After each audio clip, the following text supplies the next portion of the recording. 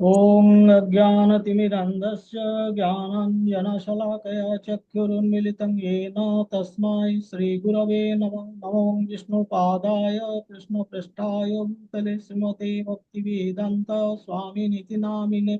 नमस्ते सारस्वती देवे गौरवाणी प्रचारिणे निर्विशेषशून्यवादी पाश्चात्यदेशतारिणे।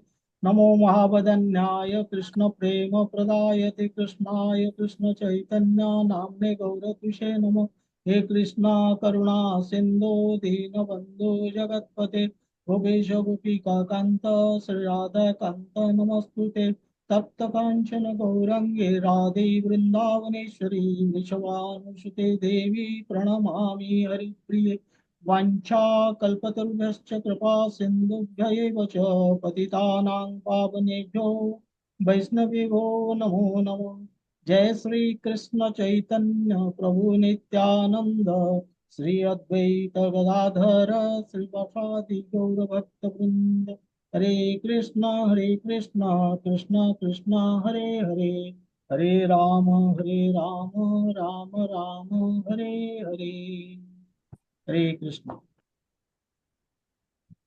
आज आम श्लोक प्रथम अध्याय 12 नंबर श्लोक अर्जुन विषाद योग 12 नंबर श्लोक आम नवा 11 पर्यंत आम कंप्लीट कर 12 आरंभ करते लास्ट सेशन आम आउ थे नवा। मु बर्तमान शेयर करुच्ची स्क्रीन।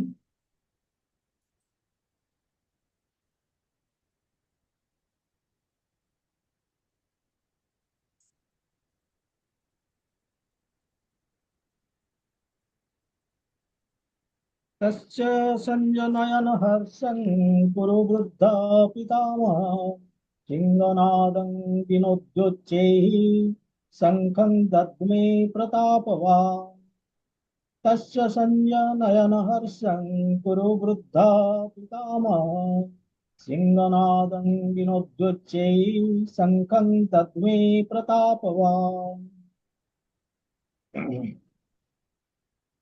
ये श्लोक रे कहउचंदी प्रतापवान प्रतापशाली किए कुरुवृद्ध कुरुवंशर वयोज्येष्ठ व्यक्ति से किए भीष्म पितामह भीष्म। से कौन कले तस्य संजनयन हर्षं तांकर मुहरे हस आनिबा पाई। कहार तस्य कहार दुर्योधनंकर। से कौन कले हस आनिबा पाई दद्मे शंखं बजेइले शंख केमिति बजेइले उची माने बहुत जोर लाउडली।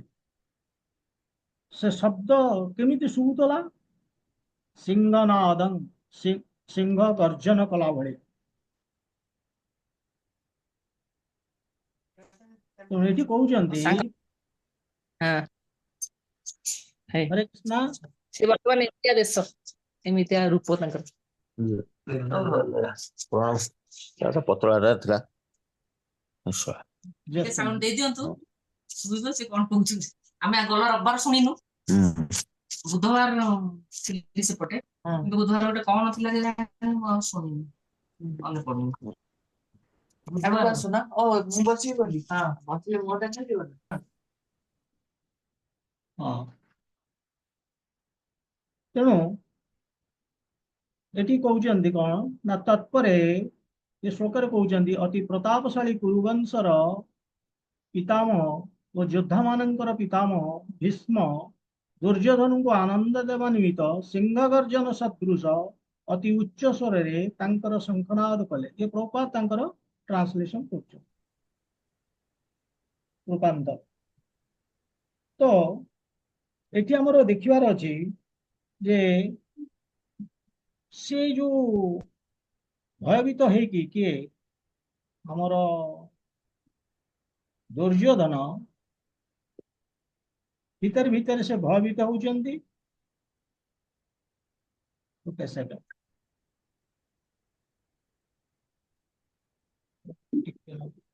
କରେକ୍ଟ।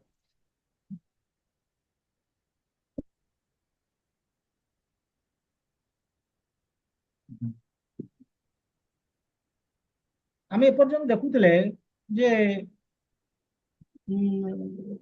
ଦୁର୍ଯ୍ୟୋଧନ ସେ ଡିପ୍ଲୋମାଟିକ ହଉଥିଲେ, କୂଟନୀତି ତାଙ୍କର ଲଗେଇ ଚାଲିଥିଲେ, କାହିଁକି ନା ତାଙ୍କ ଭିତରେ ତ ଭୟ ରହୁଥିଲା ଏମାନେ ଠିକ ସପୋର୍ଟ କରିବେ କି ନାହିଁ, ଏମାନଙ୍କର ସହାନୁଭୂତି ଅଛି ଦ୍ରୋଣ ଭୀଷ୍ମ ଉଭୟଙ୍କର ପାଣ୍ଡବ ମାନଙ୍କ ପ୍ରତି, ମତେ ଫୁଲ ସପୋର୍ଟ ଦେବେ କି ନାହିଁ, ଏ ଥିଲା ତାଙ୍କର ଟିକେ ଭୟ ରହିଥିଲା।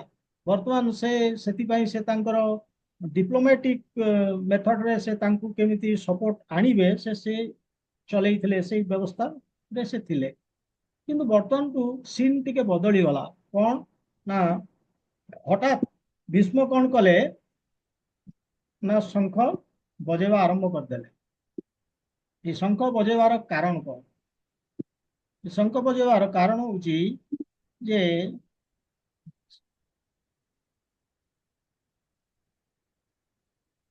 ସେ ଦେଖିଲେ ଯେ ତାଙ୍କର ଯିଏ ନାତି ଦୁର୍ଯ୍ୟୋଧନ ବହୁତ ତାଙ୍କର ପ୍ରଶଂସା କରୁଛନ୍ତି, ଗୁଣଗାନ କରୁଛନ୍ତି। ଏ ପୂର୍ବ ଶ୍ଲୋକରେ ସେ କରିଛନ୍ତି ଭୀଷ୍ମାଭିରକ୍ଷିତମ୍, ମାନେ ସୈନ୍ୟମାନଙ୍କୁ କହୁଛି ଭୟ କରିବାର ନାହିଁ, ଆମେ ଭୀଷ୍ମଙ୍କ ଦ୍ୱାରା ସୁରକ୍ଷିତ। ଏବଂ ନେକ୍ସଟ ଶ୍ଲୋକରେ କହୁଛନ୍ତି ଭୀଷ୍ମଂ ଏବ ଅଭିରକ୍ଷନ୍ତୁ,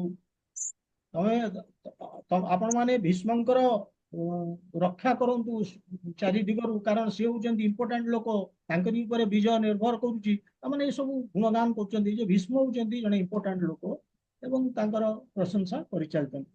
ସେ ପ୍ରଶଂସା କରୁଛନ୍ତି, ନ୍ୟାଚୁରାଲି ଶଙ୍ଖ ଫୁଙ୍କିକି ସେ ଉତ୍ତର ଦେଇଦେଲେ ଭୟ କରିବାର ନାହିଁ, ମୁଁ ରେଡି ଅଛି ଯୁଦ୍ଧ କରିବା। ଏବଂ ତା ଛଡା ସେ ତ ନାତି ତାଙ୍କର, ସେ ଜାଣୁଛନ୍ତି ଯେ ତାଙ୍କ ମନରେ କଣ ଚାଲୁଛି। ଆକ୍ଚୁଆଲି ତ ଭୟ ରହିଛି, ସେ ତ ଦେଖେଇଛନ୍ତି ଭୟଟା ତାଙ୍କର ପ୍ରଥମରୁ ହେଇଯାଇଛି ସୈନ୍ୟ ସଜ୍ଜା ଦେଖିକି କାହାର, ପାଣ୍ଡବ ମାନଙ୍କର। ତେଣୁ ସେ ଭୟଟା ଦୂର କରିବା ପାଇଁ ସେ ଶଙ୍ଖ ବଜେଇଛନ୍ତି। ତେଣୁ ଠିକ ଅଛି, ଦୁର୍ଯ୍ୟୋଧନ ବି ଖୁସି ହେଲେ, ସେ ଶଙ୍ଖ ବଜେଇଲେ, ଦୁର୍ଯ୍ୟୋଧନ ବି ଖୁସି ହଉଛନ୍ତି ଏବଂ ତାଙ୍କ ଦ୍ୱାରା ତାଙ୍କର ଯୋଉ ଭିତରେ ଭୟଟା ଥିଲା ସେମାନେ ସପୋର୍ଟ କରିବେ କି ନାହିଁ, ଫୁଲ ସାମର୍ଥ୍ୟ ସହିତ ଯୁଦ୍ଧ କରିବେ କି ନାହିଁ, ସେ ଭୟ ବି ଚାଲି ଯାଇଛି। କିନ୍ତୁ ଭୀଷ୍ମ ବି ମଧ୍ୟ କ୍ଲିୟର କରିଦଉଛନ୍ତି ଯେ ଏ ଶଙ୍ଖ ବଜେଇକି ମୁଁ ମୋର ପ୍ରାଣ ଦେବା ପର୍ଯ୍ୟନ୍ତ ଯୁଦ୍ଧ କରିବି, ମୋ ଜୀବନ ଦାନ କରିଦେବି। ଏଥିରେ ସେ ଏଇ ଶଙ୍ଖ ବଜେଇକି ଏ ଇଣ୍ଡିକେସନ ସେ ଦଉଛନ୍ତି। ତା ଛଡା ଇଏ ଏତେ ସମୟ ଧରିକି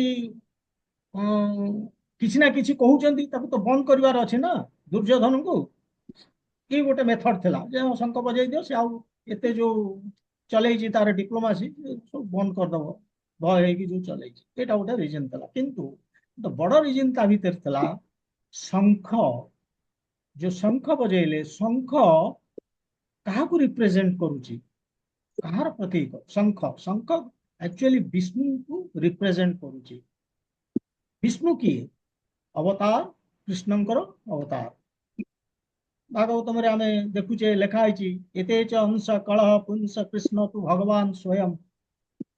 ତାମାନେ କୃଷ୍ଣ ଆପଣଙ୍କଠୁ ହିଁ ବାହାରିଲା, ଯେତେ ଅବତାର ଆପଣଙ୍କୁ ବାହାରୁଛି ଏବଂ ସେ ଅବତାରର ବି ଅବତାର ବାହାରୁଛନ୍ତି, ଆପଣ ହିଁ ଭଗବାନ ସେଇଭଳି ଅରିଜିନ ଏବଂ ଆପଣ ସମ୍ପୂର୍ଣ୍ଣ କମ୍ପ୍ଲିଟ ରହିଛନ୍ତି ସେମିତି ବୋଲିକି ଏଇଟା ଭାଗବତମରେ କୁହାଯାଇଛି। ତା ମାନେ ଯଦି ଶଙ୍ଖ ବିଷ୍ଣୁଙ୍କୁ ରିପ୍ରେଜେଣ୍ଟ କରୁଛି ଆଉ ବିଷ୍ଣୁ ହଉଛନ୍ତି କୃଷ୍ଣଙ୍କର ଅବତାର, ତାହେଲେ କୃଷ୍ଣ ସ୍ୱୟଂ କୃଷ୍ଣ ବର୍ତ୍ତମାନ ବ୍ୟାଟଲ ଫିଲ୍ଡରେ ଅବତୀର୍ଣ୍ଣ। ତେଣୁ ଏ ଶଙ୍ଖ ବଜେଇବା ଦ୍ୱାରା ଜଣେଇ ଦେଲେ ପରୋକ୍ଷ ଭାବରେ ଯେ ୟୁ ଆର୍ ଗନ୍, ଦୁର୍ଯ୍ୟୋଧନ ଜଣେଇ ଦଉଛନ୍ତି ସେ ପରୋକ୍ଷ ଭାବରେ। କିନ୍ତୁ ମୁଁ ମୋର ସାମର୍ଥ୍ୟ, ପୂର୍ଣ୍ଣ ସାମର୍ଥ୍ୟ ସହ ମୁଁ ଯୁଦ୍ଧ କରିବି। I will try to give my best। এইଭଳି ଶଙ୍ଖ ବଜେଇକି ସେ ପୁରା ଦୁର୍ଯ୍ୟୋଧନଙ୍କୁ ଆନନ୍ଦ ଦେଲେ ଏବଂ କହିଲେ ବି ଯେ ମୁଁ ରେଡି ଅଛି ଜୀବନ ଦାନ କରିବା ପାଇଁ, ଫୁଲ ମାନେ ଷ୍ଟ୍ରେଂଥରେ, ଶକ୍ତି ସହିତ ମୁଁ ଯୁଦ୍ଧ କରିବି। କିନ୍ତୁ ଏଇଟା ମଧ୍ୟ ସେ କ୍ଲିୟର କରିଦେଲେ ଯେ ତୋର ଜିତିବାର ଚାନ୍ସ ହିଁ ନାହିଁ। କାହିଁକି ନା କୃଷ୍ଣ ଅପର ପକ୍ଷରେ ଅଛନ୍ତି, ସେ ସ୍ୱୟଂ ଭଗବାନ ଏବଂ ସିଏ ହଉଛନ୍ତି କୃଷ୍ଣଙ୍କର ଭକ୍ତ। ତେଣୁ ଏ ଶଙ୍ଖ ବଜାଇବା ମାଧ୍ୟମରେ ଏ ସୂଚନା ସେ ଦେଇଦେଲେ। ବର୍ତ୍ତମାନ ଆମେ ଯିବା 13 ନମ୍ବର ଶ୍ଲୋକ। ଯେତେବେଳେ ଏମିତି ଶଙ୍ଖ ବଜେଇ ଦେଲେ ଭୀଷ୍ମ, ନ୍ୟାଚୁରାଲି ତାର ଗୋଟେ ପ୍ରଭାବ ପଡିଲା ସୈନ୍ୟମାନଙ୍କ ଉପରେ, କାରଣ ସିଏ ହଉଛନ୍ତି କମାଣ୍ଡର ଇନ୍ ଚିଫ୍ ନା। ତ କି ପ୍ରକାର ପ୍ରଭାବ ପକେଇଛି ଏ ଶ୍ଲୋକରେ ଆମେ ଦେଖିବା। ଆସନ୍ତୁ ଶ୍ଲୋକ 13।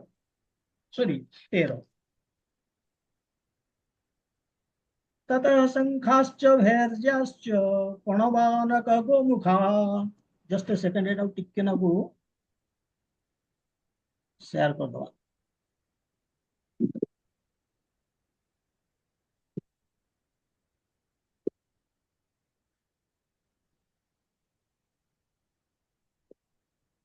तस्य शंखाश्च भैर्यश्च पणवानक गोमुखा सहसैवाभ्यहन्यन्त सशब्दस्तूलो भवत्। ततः शंखाश्च भैर्यश्च पणवानक गोमुखा। तापर कौन हला न शंख भैर्यश्च माने कौन, भैर्यश्च माने भेरी भेरी तुरी जोटा कहती ना, भेरी सेटा गोटे सी भी गोटे वाद्य, केटल ड्रम ना कौन से। पणव आनक, पणव आनक, पणव हूँ तुरी, आनक हूँ नागरा, गोमुखा, गोमुखा माने सिंगा। ये सब विभिन्न प्रकार वाद्य यंत्र, माने शंख तो बाजिला ता संगे ये जो विभिन्न प्रकार वाद्य यंत्र बाजिला। केमिति सहसे बाभ्य हन्यंत, अभ्य हन्यंत, सहसा हठात बाजी उठिला। अभ्य हन्यंत माने सीरीज, एक पर एक, गोटे पर गोटे, गोटे पर गोटे, माने बंद नहीं, ये बाजी उठिला। एवं से जो शब्द होउतला से केमिति शब्द, से शब्द केमिति शुभुतला, तुमुलो, तुमुलो माने प्रकांड, तुमुलचस अभावात माने अति प्रकांड लागुतला। एई भलिया एठी कुआ होउची। आमे वर्तमान शेयरटी बंद कर दबा।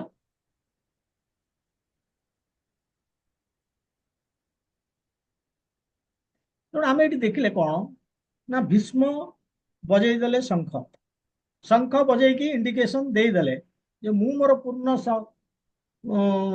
शक्तिर सहित युद्ध करी, एवं भी तांको मुहरे हस भी फुटई देले। से जो थिला तांकर डाउट थिला जे ये करिवे कि न करिवे, युद्ध पूर्ण सहयोग देबे कि नहीं, से क्लियर कर देले मु करबी एवं मु मोर जीवन दान मध्ये एटी कर देबी, किंतु तोर जीतिवार चांस नहीं। जहाँ भी हो से शंख बजैकी युद्ध आरंभ होला बोली कि गोटे इंडिकेशन दे देले। ए इंडिकेशन देला परे कोन हेची ना, सैन्य मानकर भितरे शक्ति बढ़ी गला, एनर्जेटिक हे गला सेमान। कहीं ना सेमान होचंती क्षत्रिय, सेमाने सबुबेले सुजोग खोजु थांती जे केमती युद्ध हम एवं युद्ध पाई केतबेले तांकु आदेश निर्देश दिया जी। कहीं सेमाने खोजंती ना, एथरे तांकर बेनिफिट अछि, फायदा अछि। क्षत्रिय जदि युद्ध करिकी जितिला ताले राज्य प्राप्त होउची, जदि युद्ध करिकी हारिला ताले स्वर्ग को जिवे। तो बोथ वेज दे गेन। जाओ एपटे आइदर ऑफ द वे, एपटे से हारंतु जीवे स्वर्ग को, जितंतु पाइबे राज्य। तेणु सुख ही सुख। तो सेतिपाई जेतेबेले शंख बजै दैचंती तांको भितरे गोटे आसीगला शक्ति संचार हो गला एवं सेमाने बजेवा आरंभ करदेले एवं विभिन्न प्रकार बाजा, एवं से बाजा पुणी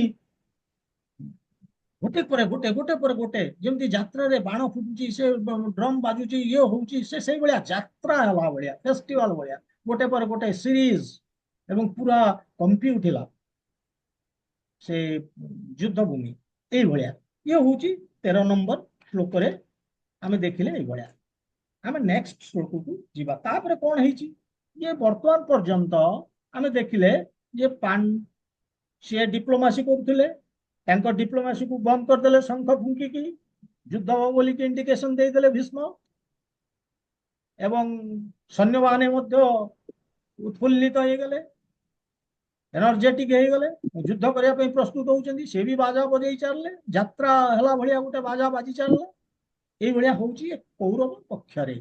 ବର୍ତ୍ତମାନ 14 ନମ୍ବର ଶ୍ଲୋକରେ ଏ କେନାକୁ ପରିବର୍ତ୍ତନ ହବ। କଣ ନା ଆମେ ଦେଖିବା ଏଠି ଏପର୍ଯ୍ୟନ୍ତ କ୍ୟାମେରା କୋଉଠି ଥିଲା? ପ୍ରଥମେ କ୍ୟାମେରା ଧୃତରାଷ୍ଟ୍ରଙ୍କ ପାଖରେ, ଧୃତରାଷ୍ଟ୍ରରୁ ମହାଭାରତର କ୍ୟାମେରା ଆସିଲା କୋଉଠିକି ନା ଦୁର୍ଯ୍ୟୋଧନ। ଦୁର୍ଯ୍ୟୋଧନ ତାଙ୍କର ଡିପ୍ଲୋମାସି ଦେଖେଇଲେ ଏବଂ କ୍ୟାମେରା ମୁଭ କଲା କୋଉଠିକି ନା ଆମର ଆଚାର୍ଯ୍ୟ ଦ୍ରୋଣାଚାର୍ଯ୍ୟଙ୍କ ପାଖକୁ। କାହିଁକି ନା ତାଙ୍କ ଉପରେ ତାଙ୍କର ଡାଉଟ ଥିଲା। ପାଣ୍ଡବ ମାନଙ୍କୁ ସେ ଭଲ ପାଆନ୍ତି, ହୁଏତ ଯୁଦ୍ଧ ଠିକରେ କରିବେ ନାହିଁ, ପକ୍ଷ ବି ଚେଞ୍ଜ କରିଦେଇ ପାରନ୍ତି ମଝିରେ।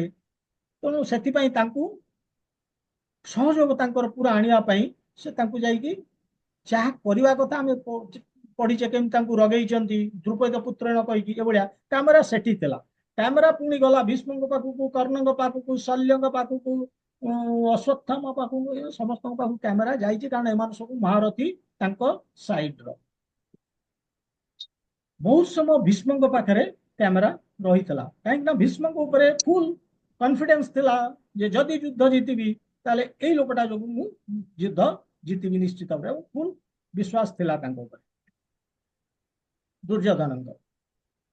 ବର୍ତ୍ତମାନ କ୍ୟାମେରା ସେପଟ ସାଇଡରୁ ବର୍ତ୍ତମାନ ଆସିଲା ପାଣ୍ଡବ ସାଇଡ ମୁଭ କରୁଛି। ଏ ଶ୍ଲୋକରେ ବର୍ତ୍ତମାନ ଦୁଇ ଜଣ ଇମ୍ପୋର୍ଟାଣ୍ଟ ପର୍ସନାଲିଟିଙ୍କର ଏଣ୍ଟ୍ରି ହଉଛି। ଆମେ ଦେଖିବା ସେ ଶ୍ଲୋକରେ କଣ। ଦେଖନ୍ତୁ,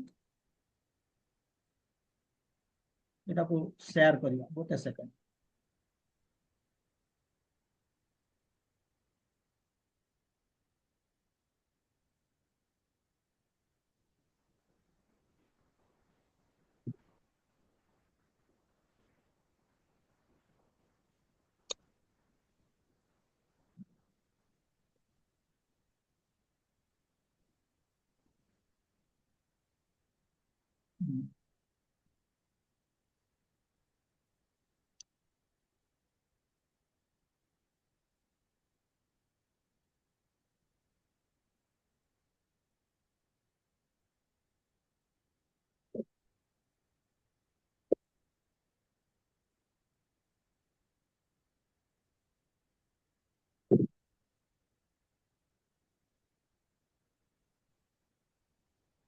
ततः सत्यैर्युक्ते महति स्यन्दने स्थितौ माधव पाण्डवश्चैव दिव्यौ शङ्खौ प्रदध्नातु।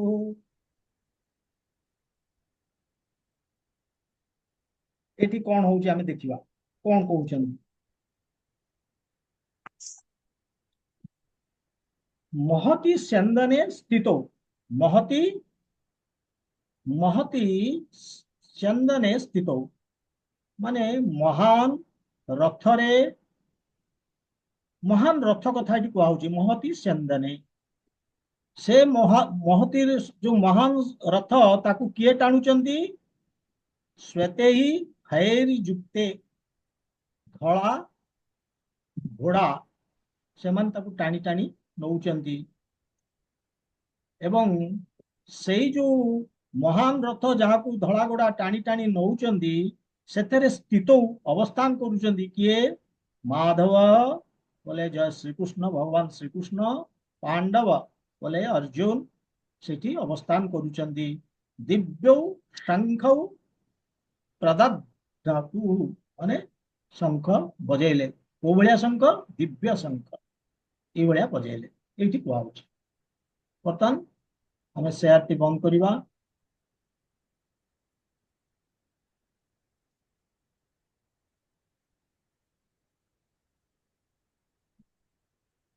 ताले महति संदने इन माने गोटे महान रथरे जोटा कि धड़ा हाथी दीटा ताकू टाणी टाणी नौचंती सेइथरे एंट्री होउची दी जण पर्सनालिटी। से होउचंती महाभारतर हीरो स्वयं श्री कृष्ण एवं चमत्कारी योद्धा अर्जुन। ए दी जनकर सेठी एंट्री होउची।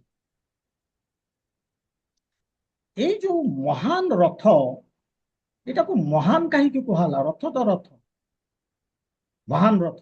ଏ ରଥ ଅର୍ଜୁନଙ୍କୁ ମିଳିଲା କେମିତି? ଏବଂ ତାକୁ କୁହାହଉଛି ଯେ ମହତି ସେନ୍ଦନେ ସ୍ୱତେଇ ହାୟର ଯୁକ୍ତେ, ମାନେ ତାକୁ ଧଳା ଗୋଡା ଟାଣିକି ନଉଛନ୍ତି। ସେ ଧଳା ଗୋଡା ତାଙ୍କୁ କିଏ ଦେଲା? ଧଳା ଗୋଡା ତାଙ୍କୁ ଦେଇଥିଲେ ଇନ୍ଦ୍ର। କିନ୍ତୁ ଏ ରଥକୁ କାହିଁକି ମହାନ କୁହାହଉଛି? ୟାର ବିଶେଷତ୍ୱ କଣ?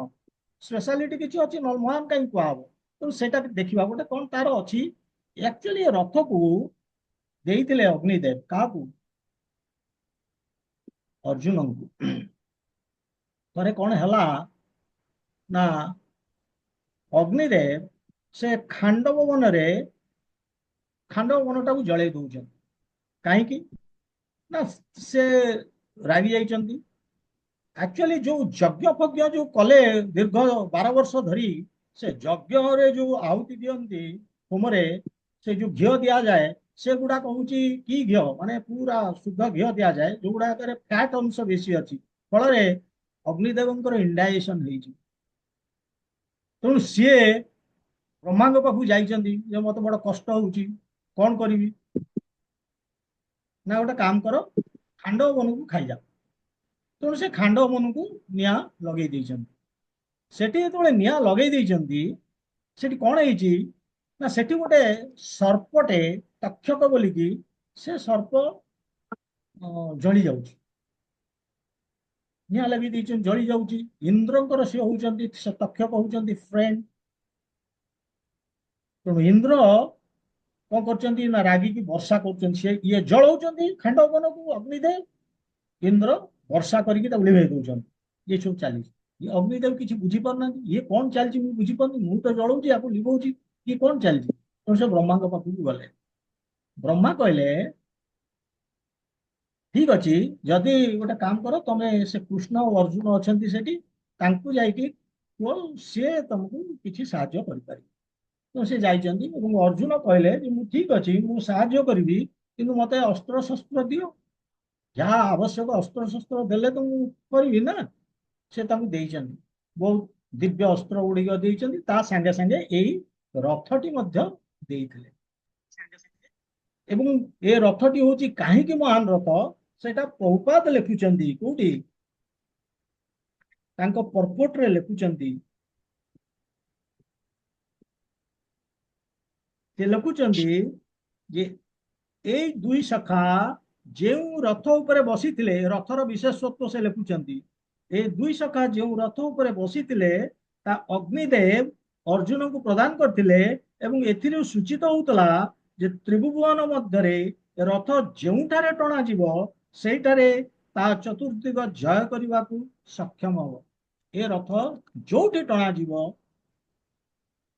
ତା ଭିତରେ ଯିଏ ରହିକି ଯୁଦ୍ଧ କରିବ, ସେ ଜିତିବ। ଏଇ ହଉଛି ରଥର ସ୍ପେଶାଲିଟି, ବିଶେଷତ୍ୱ। ତେଣୁ ଯେହେତୁ ବର୍ତ୍ତମାନ ଏଇ ରଥରେ ଯାଉଛନ୍ତି, ତାମାନେ ଇଏ ଗୋଟେ ଇଣ୍ଡିକେସନ ଦେଲା, ମହତି ସେନ୍ଦନେ, ମହାନ ରଥରେ ଇଏ ଇଣ୍ଡିକେସନ ଦଉଛି ବିଜୟର ସୂଚନା ଦେଇ ଦଉଛି। ତେଣୁ ସ୍ୱତେଇ ହୟର ଯୁକ୍ତେ ମହତି ସେନ୍ଦନେ ସ୍ଥିତ ଅବସ୍ଥାନ କରିଛନ୍ତି। ସେଇ ରଥ ଉପରେ କିଏ? ମାଧବ, ପାଣ୍ଡବ। ମାଧବ ବୋଲେ ଶ୍ରୀକୃଷ୍ଣ। ତେବେ କହିବା ଉଦ୍ଦେଶ୍ୟ ଏଠି, ମାଧବ କାହିଁକି କହିଲେ? ଏଠି ଭଗବାନ, ଏଠି କୃଷ୍ଣ କହିପାରିଥାନ୍ତେ, ଏଠି ଯୋଗେଶ୍ଵର କହିପାରିଥାନ୍ତେ, ଏଠି କେଶବ କହିପାରିଥାନ୍ତେ, ଏଠି ଗୋବିନ୍ଦ କହିପାରିଥାନ୍ତେ, ଏଠି ମଧୁସୂଦନ କହିପାରିଥାନ୍ତେ, ଏଠି ଅରୁଷୁଦନ କହିପାରିଥାନ୍ତେ, ଯଶୋଦାନନ୍ଦନ କହିପାରିଥାନ୍ତେ, ଦେବକୀ ନନ୍ଦନ କହିପାରିଥାନ୍ତେ। ଯାହା ତାଙ୍କର ବହୁତ ନାଁ ଅଛି, କିଛି ବି କହିପାରିଥାନ୍ତେ। କିନ୍ତୁ କାହିଁକି ମାଧବ କହିଲେ?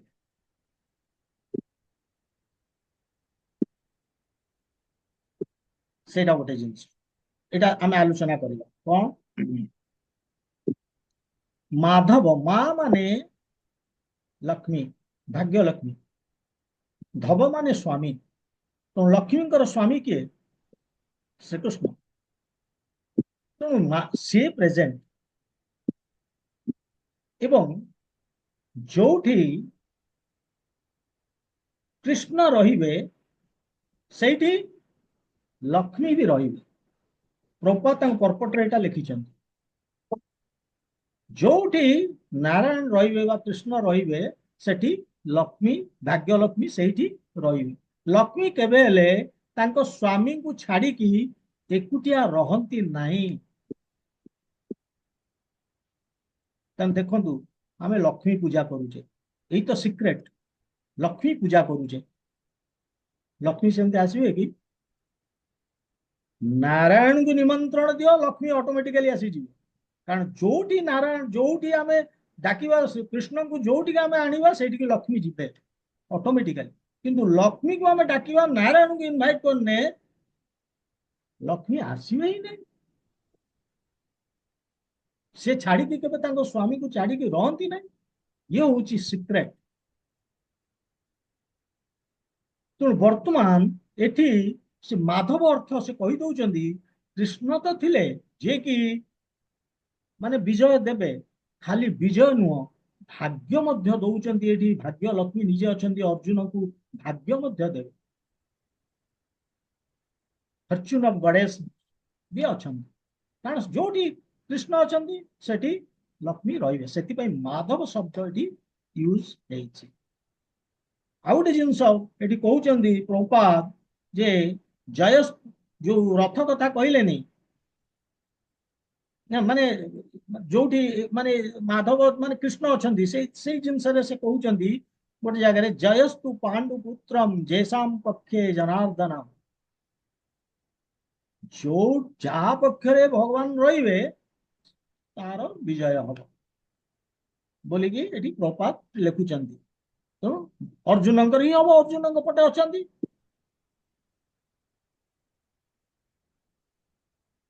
ସଞ୍ଜୟ ମଧ୍ୟ ଭଗବତ ଗୀତାରେ ଲାଷ୍ଟ ଶ୍ଲୋକ, ଯୋଉଟା ଲାଷ୍ଟ ଶ୍ଲୋକ 18 ନମ୍ବର ଅଧ୍ୟାୟ 78 ଶ୍ଲୋକରେ ସେ କହୁଛନ୍ତି, ଯତ୍ର ଯୋଗେଶ୍ୱର କୃଷ୍ଣ ଯତ୍ର ପାର୍ଥ ଧନୁର୍ଧର ତତ୍ର ଶ୍ରୀ ବିଜୟ ଭୂତି ଧ୍ରୁବା ମତିର୍ ଧ୍ରୁବା ନୀତି ମତିର୍ମମ। ସେଠି କହୁଛନ୍ତି ଯେ ସଞ୍ଜୟ କହୁଛନ୍ତି, ଯୋଉଠି ଯୋଗେଶ୍ୱର କୃଷ୍ଣ ଅଛନ୍ତି, ଯୋଉଠି ପାର୍ଥ ଧନୁର୍ଧର ଅର୍ଥ ଅର୍ଜୁନ ଅଛନ୍ତି, ସେଠି କଣ ରହିବ?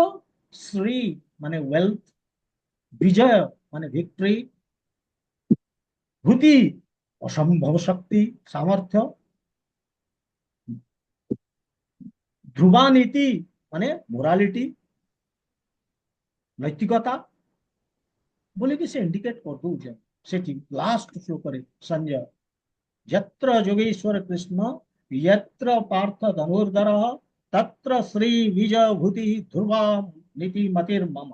ये मोर मत बोलिकी संजय कहते सेठी लास्ट श्लोक रे। ये हला वर्तमान आमे देखिले एबळी